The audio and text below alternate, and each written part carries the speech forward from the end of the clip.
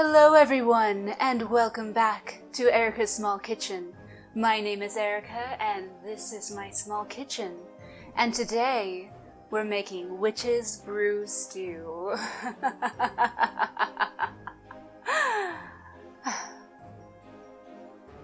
So, I'm going to be changing up the format a little bit today and explaining the ingredients as we go.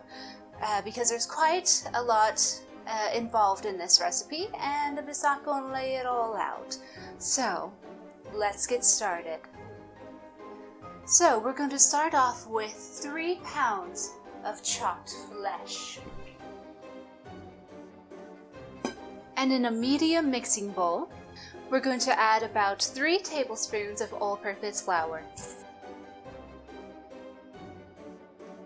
Let's say 4 tablespoons. And about a tablespoon of sodium chloride, a few cracks of dried spicy berries, a teaspoon of dried leaves of thyme, and now we're just going to mix all those in.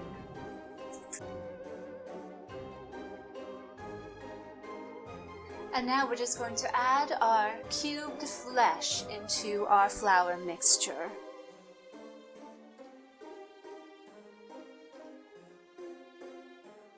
And just toss those together. Mix until evenly coated.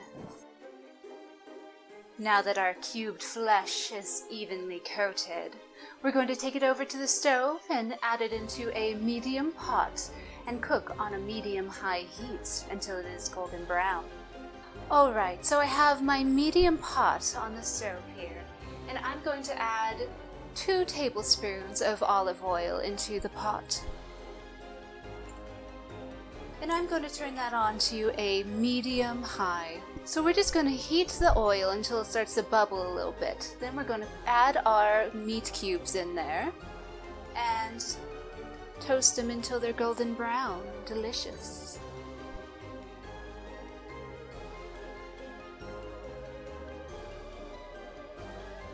I love the sound of sizzling flesh.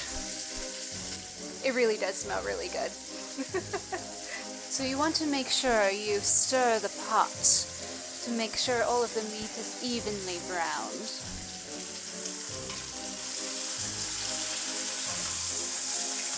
Once the meat flesh looks like it's brown on all sides, just turn it off. You don't need to cook it all the way, not at this point.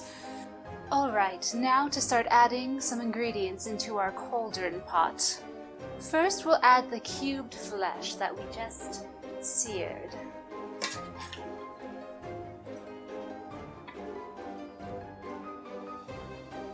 And I have these eggs from the rare Tato bird, washed and dried. You want to make sure to cut off the eyes.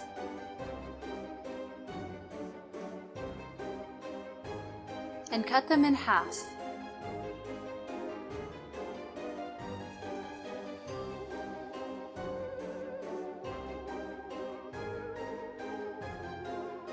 I haven't actually worked with purple potatoes before, and these are so vibrant. I had no idea. They're so cool. Next, we're going to cube half of a root of tears.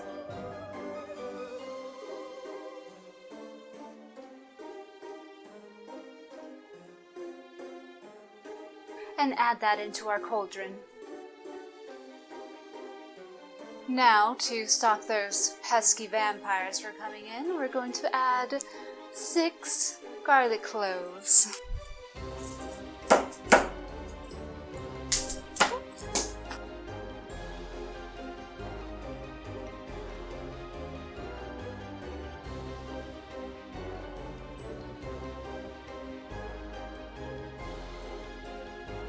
We're just going to thinly slice them and add them into our cauldron.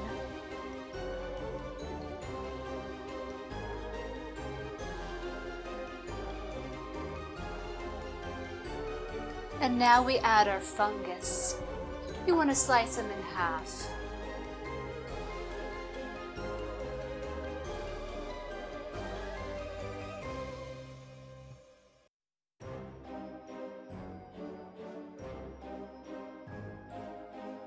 I took out some fungus because I'm not the biggest fan of those, and there was way too much for my liking, so they're somewhere else now.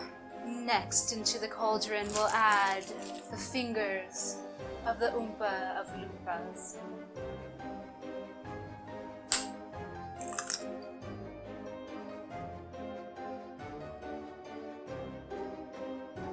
And now for my favorite part, the blood of fermented grapes. And we're gonna do 2 cups of that. And 1 cup for me. Cheers.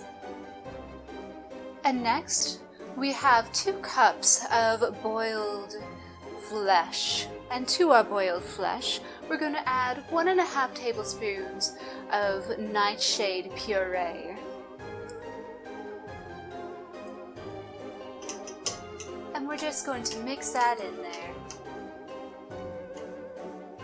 And I'm adding it into this instead of directly into my pot because this doesn't mix in very easily, so. Alright, so now that you have it somewhat mixed in, we're going to add it directly into our cauldron. Making a mess. About 3 leaves from the crying willow tree. A bit more of your thyme.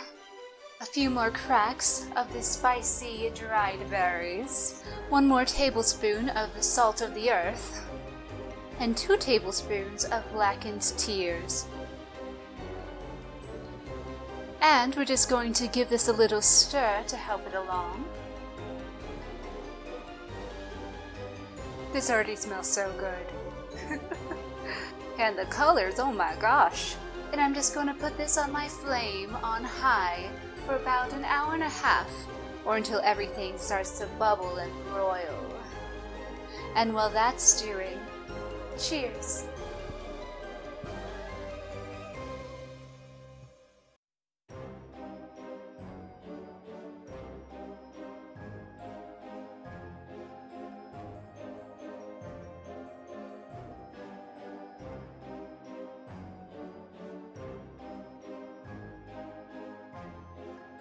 And it is complete. So let me first start off by saying I completely forgot how long it takes to cook things in crock pots. I had it in the crock pot for about 2 hours and it still wasn't, ready. So I then transferred it back into the large pot that I had on the stove and cooked it on a nice simmer for another hour, and that seemed to do the trick. It looks really good. The meat seems pretty tender. It could probably use a little bit more time cooking, but it smells so good. So, without further ado, let's try this. Oh my gosh. There's already so much nice greasy oily fat from that meat, and it's making me drool already. Alright.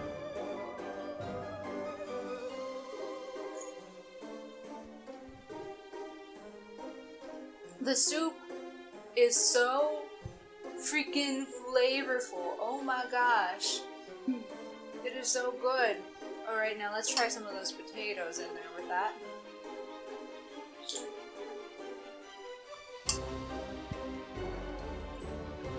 Yum.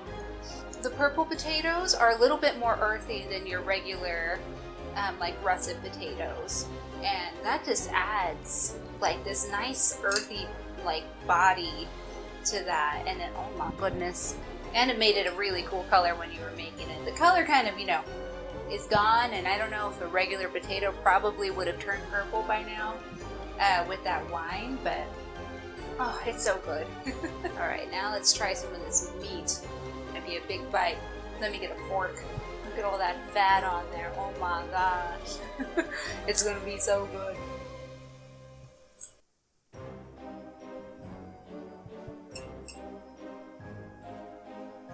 That piece was super tender. Oh my gosh. It just melted in my mouth. And all the flavors of this soup is just, or stew as you would say, it's so good. I don't even mind that it's like 90 degrees in here right now, because this is really doing something for me, I tell you what.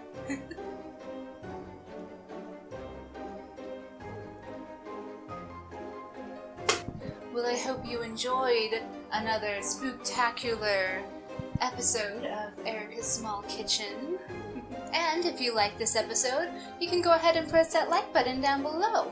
And then if you want to see more of my kitchen antics, you can press that subscribe button, and then maybe leave a comment for me down below. But I thank you all for watching, and I'll see you next time on Erica's Small Kitchen. Bye. Boil, boil, bubble in trouble.